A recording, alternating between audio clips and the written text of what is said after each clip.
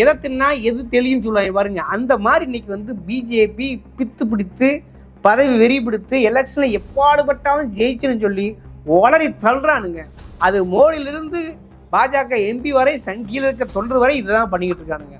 मोदींकर भक्त जगन्नाथ आमे सब होचु मोदी परिवार जन ये जो अद्भुत दृश्य मु तो मोर इमोशन कंट्रोल कर पारुनी आ मते लागुची ये सब ओडियांक पाई आज ஒரு बहुत विशेष வாபஸ் வாங்கியிருக்கிறார். அந்த சம்பியா பாட்ரான்ற ஒரு அந்த எம்பி, அதாவது பாஜக எம்பி வேட்பாளர் வந்து நான் வந்து தவறுதலாக சொல்லிட்டேன், தெரியாமல் சொல்லிட்டேன், ஸ்லீப்பிங் ஆயிடுச்சு, டங் ஸ்லீப் ஆயிடுச்சுன்னு சொல்லிட்டு नमस्कार जय जगन्नाथ क्षमा करेंगे मो गला टी बसी पड़ी आज गोटे गुरुत्वपूर्ण विषय में आपन सागर साक्षात्कार करी இங்கே எப்படி தமிழை தான் ஆன ஒரு முட்டாள்தனம் கூட்டம் அலையுது பாருங்க. அது மாதிரி அங்கேயும் சில கூட்டம் அலைஞ்சு கொண்டா இருக்குது, சொல்லி கொண்டா இருக்கிறார்கள். ஆனாலும் அதெல்லாம் ஒரு பொருட்டாக்குறதாம திரு வி.கே. பாண்டியன் அவர்கள் மக்களின் செல்வாக்கில் திளைக்கிறார். மக்கள் அவர்களுக்கு பாதுகாப்பாக இருக்கிறார்கள். குறிப்பாக நவீன் பட்நாயக் வந்து அவரை வந்து அரசியல் வாரிசாகவே அறிவித்து விட்டார் என்று தான் சொல்ல வேண்டும். இதனால் கூட அவர் உட்கட்சியிலும் கூட ஒரு மோதல் இருப்போக்கள் இருக்கத்தான் செய்கிறது.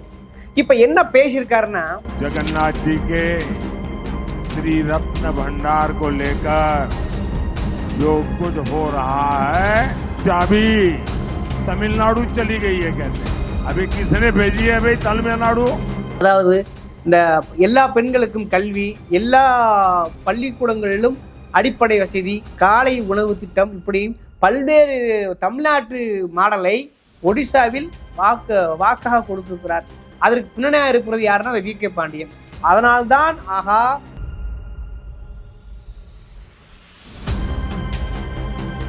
வட இந்தியாவோட பரவிடுமே, அப்படி கூடாதே, அதுக்கு காரணமாக இருக்கிறது ஒரு தமிழனே அப்படின்னு சொல்லிட்டு அந்த தமிழனுக்கு எதிராக, குறிப்பாக வி.கே. பாண்டியனுக்கு எதிராக வன்மத்தை கக்குகிறார் மோடி. வன்மத்தை மோடி கக்கினாலும் அதற்கு சரியாக ஆளுமையாக மிக தெளிவாக பதிலளித்திருக்கிறார் திரு வி.கே. பாண்டியன் தான் சொல்ல வேண்டும்.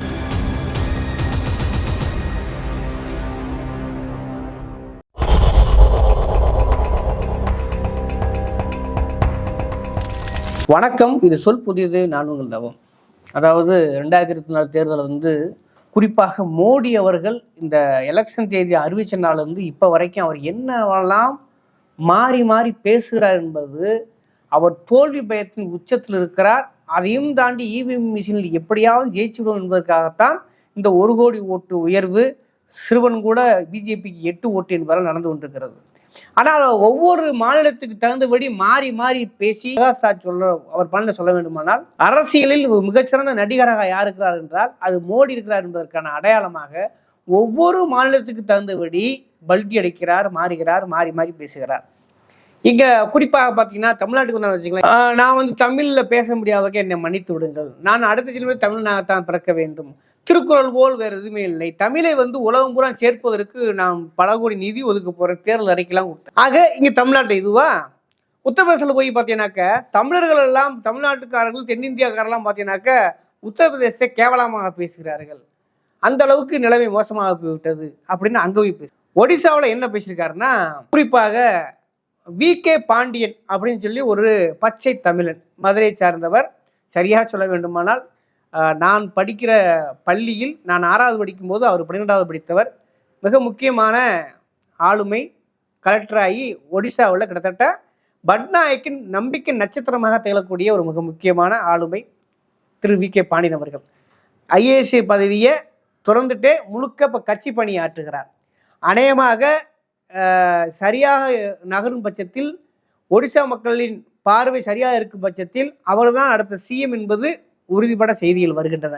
அந்த அளவுக்கு ஆளுமை உள்ளவர், தமிழ்நாட்டின் அரசியலை முழுமையாக உள்வாங்கியவர். குறிப்பாக திராவிட கோட்பாட்டு கருத்துக்களை, கம்யூனிஸ்ட் கோட்பாட்டு கருத்துக்களை, அடித்தட்டு மக்களின் கருத்துக்களை, ஜனநாயகத்தை மிக விரும்பக்கூடிய மிக முக்கியமான நபர். அதுதான் இப்போ மோடிக்கு வயிற்றுல தீய பற்றி எரியுது. ஏன்னா அங்க வந்து பாத்தீங்கன்னா எப்படி இங்க சீமான இனவாதம் பேசுறானோ அதே போல அங்கேயும் பாத்தீங்கன்னா மோடி வகையார உட்பட மற்ற அங்குள்ள எதிர்கட்சிகள் பூராமே திரு பாண்டியன் வந்து தமிழ்நாட்டுக்காரரு, அவர் வந்து இன்னொரு இனத்தான், அதனால வந்து இன்னொருத்தர், அதாவது இங்க எப்படி தமிழை தான் ஆன ஒரு முட்டாள்தனம் கூட்டம் அலையுது பாருங்க. அது மாதிரி அங்கேயும் சில கூட்டம் அலைஞ்சு கொண்டா இருக்குது, சொல்லி கொண்டா இருக்கிறார்கள். ஆனாலும் அதெல்லாம் ஒரு பொருட்டாக்குறதாம திரு வி.கே. பாண்டியன் அவர்கள் மக்களின் செல்வாக்கில் திளைக்கிறார். மக்கள் அவர்களுக்கு பாதுகாப்பாக இருக்கிறார்கள். குறிப்பாக நவீன் பட்நாயக் வந்து அவரை வந்து அரசியல் வாரிசாகவே அறிவித்து விட்டார் என்று தான் சொல்ல வேண்டும். இதனால் கூட அவர் உட்கட்சியிலும் கூட ஒரு மோதல் இருப்போக்கள் இருக்கத்தான் செய்கிறது.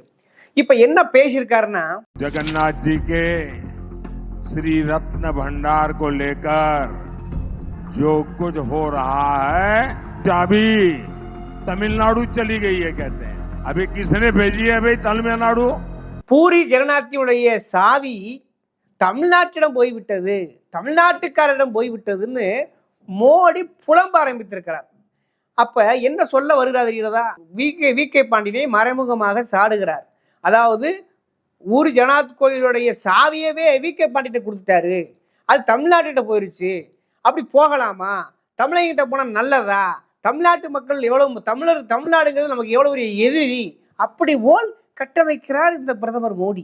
முழுக்க முழுக்க என்னவாக ஆகிறார்னா, ஒரு சாமானிய மனிதன் பேசுவது போல், அடிபட்ட கட்சி தொண்டர் பேசுவது போல், சங்கிகளுக்குரிய மனநிலையில் அப்படியே அச்சு பசகாமல் இப்போது மோடி புலம்பிக் கொண்டிருக்கிறார்.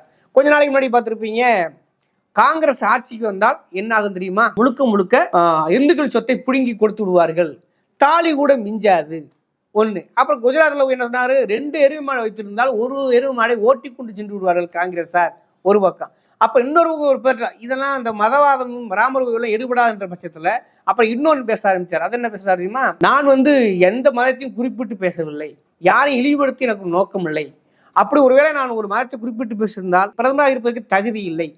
அதாவது எல்லா வாய் இந்த வாய் தான், அந்த நார வாய் பேசுறது இதுதான், நல்ல வாய் பேசுறது இதுவாத்தான் பேசுது. ஆக இவ்வளவு கேவலமாக, இவ்வளவு இனத்துவேஷத்தை, குறிப்பாக மதத்துவேஷத்தான் சாதித்துவேஷத்தான் இதுவரை பாஜக செய்து வந்தது வரலாறு. ஆனால் இப்பொழுது இனத்துவேஷத்தை, மாநிலத்துக்கு மாநிலம் பகமை உருவாக்குறார் ஒரு பிரதமர் என்பதுதான் கேலிக்கூத்து, கேவலமானது, கொடூரமானது, ஜனநாயகத்துக்கு எதிரானது, பாசிசத்தின் உச்சம் நிகழ வல்லது இந்த நேரம் தான் என்பதை தெளிவாக பிரதமருடைய பேச்சே வெளிப்படுத்துகிறது. இதுல உச்சபட்சமா இன்னைக்கு ஒரு சம்பவம் நடந்திருக்குது. என்ன தெரியுமா?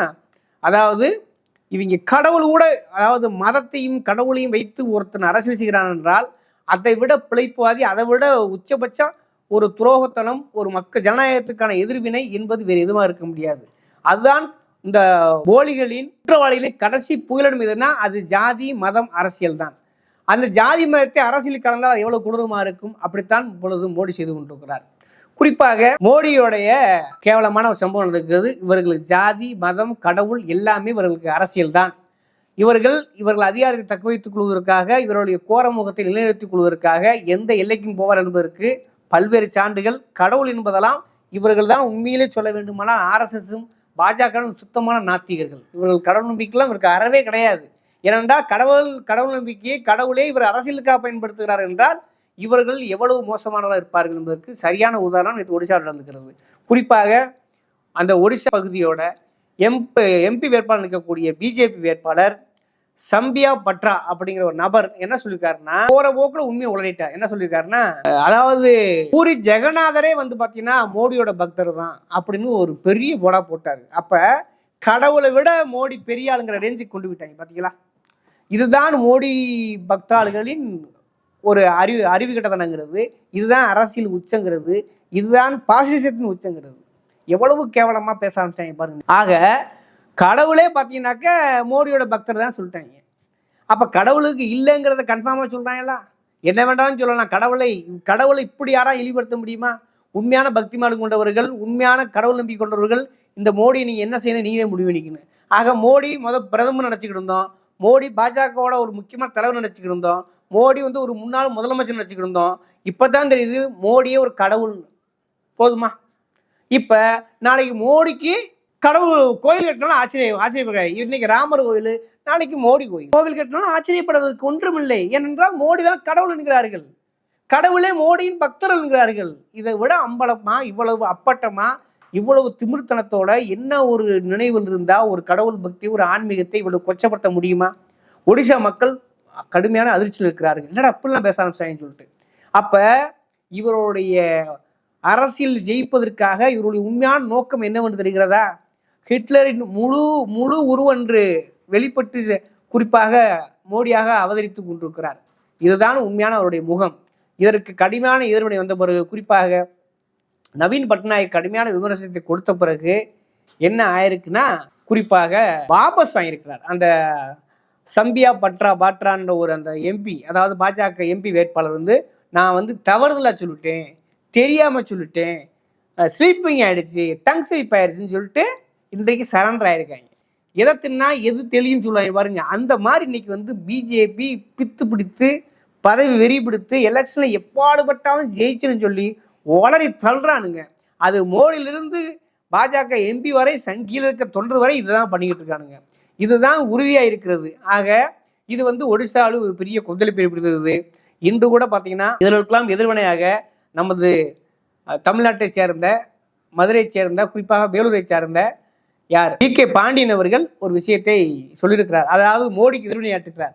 அப்படி என்றால் சாவி தொலைந்து போயிட்டுறது என்றால் அந்த சாவியை கண்டுபிடித்து தாருங்கள் அப்படின்னு பிரதமர் மோடிக்கே ஒரு செக் வச்சிருக்காரு. நீங்க தமிழ்நாட்டுக்காரர்கிட்ட போயிட்டுன்னு சொல்றீங்கல்ல, அப்போ மோடியை அந்த சாவியை கண்டுபிடிச்சு கொடுங்க, குறிப்பாக பிரதமர்கள் இருக்கக்கூடிய அதிகாரிகளை தேடி பிடித்து கொடுங்கள் அப்படின்னு சொல்லி சரியான கேள்வியை சரியான மானத்தமிழனாக மோடிக்கு ஒரு ஆப்பு இறக்கியிருக்கிறார் திரு வி.கே. பாண்டியன் அவர்கள். ஆக இவர்கள் எங்க போனாலும் ஏன் வி.கே. பாண்டியன் அவ்வளவு கோபம்னா, அவர் வெறும் தமிழ் மட்டும் கிடையாது, அவர் வந்து முழுக்க முழுக்க ஒரு சமூக நீதி தலைவனாக இருக்கிறார், சமூக நீதியை காக்குகிற தமிழனாக இருக்கிறார். குறிப்பாக திராவிட மாடல் ஆட்சியை அப்படியே பார்த்தீங்கன்னா ஒடிசாவில் அப்ளை பண்றார். குறிப்பாக போல சமீபத்தை பார்த்துருப்பீங்க, அதாவது இந்த எல்லா பெண்களுக்கும் கல்வி, எல்லா பள்ளிக்கூடங்களிலும் அடிப்படை வசதி, காலை உணவு திட்டம், இப்படி பல்வேறு தமிழ்நாட்டு மாடலை ஒடிசாவில் வாக்காக கொடுத்திருக்கிறார். அதற்கு பின்னணியாக இருப்பது யாருன்னா வி.கே. பாண்டியன்.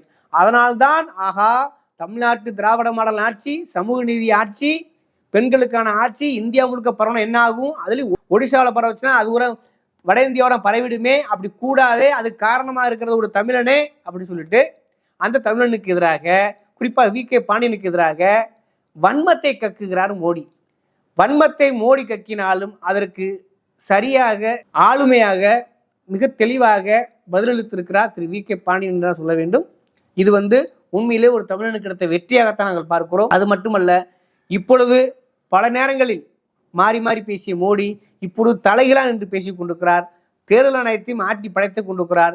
தேர்தல் ஆணையமும் அதற்கு அடிபணிந்து கொண்டிருக்கிறது என்பதுதான் கசப்பான உண்மை. இருந்தாலும் சந்திரசூட் அவர்கள் தலையிட்டிருக்கிறார். இது ஒரு ஒரு என்னதான் ஒரு தில்லுமுல் வேலை செஞ்சாலும் நிச்சயமா பிடிவிடுவார் என்று நம்புகிறோம். ஆனாலும் கூட கவனமாகவும் உன்னிப்பாகவும் மோடி வகைராக்களை கவனிக்க வேண்டும். இல்லையேல் இந்தியாவை எந்த கொம்பனாலும் காப்பாற்ற முடியாது. ஜனநாயகம் சபக்குழுக்குள் போறது உறுதி. எனவே மக்களே, எந்த நேரத்தில் நீங்கள் போராட்டத்துக்கு வர வேண்டிய சூழல் இருக்கிறது தெல்ல தெளிவாக தெரிந்து கொள்ளுங்கள். ஒட்டுமொத்த இந்திய தேசியங்கள் நிலையும் இதாகத்தான் இருக்கிறது. கவனமாக இருங்கள். 2024 நாம் தோற்றுமையானால், அது முழுக்க முழுக்க பிஜேபி அடைமையானால் அது ஜனநாயகம் தோற்று போனது, அரசியலமைப்பு சட்டம் தோற்று போனது என்றுதான் அர்த்தம். எனவே தயவு செய்து கவனமாக இருங்கள். இல்லையே இந்தியாவை காப்பாற்ற எந்த கடவுளாலும் முடியாது என்பதை மீண்டும் ஒருமுறை சொல்லிக்கொள்ள கடமைப்பட்டிருக்கிறேன். நன்றி, வணக்கம்.